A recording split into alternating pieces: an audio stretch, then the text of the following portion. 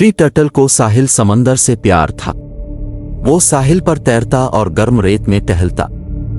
एक दिन उसे एक खूबसूरत खौल मिला। ये कामिल था।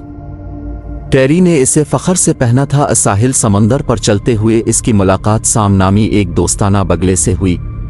साम ने टेरी से अपने नए खौल के बारे में पूछा। टेरी ने कहा, मुझे ये मिल गया।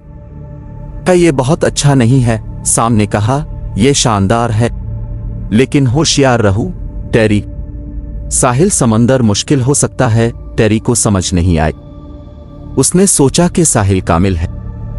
तभी एक बड़ी लहर आई। टेरी बह गया। उसका खौल उड़ गया। साम इसके पीछे उड़ गया रोते हुए। टेरी, इसे पकड़ो। टेरी ने तेजी से तीर कर अपना खौल पकड़ लिया।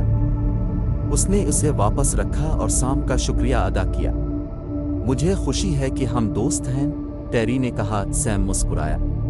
मैं भी टेरी। चलो मिलकर साहिल समंदर का लुत्फ उठाएं, लेकिन हमेशा मोहतात रहें। और उन्होंने किया। उन्होंने लहरों में खेला, रेत के कले बनाए और गुरूब आफताब को देखा।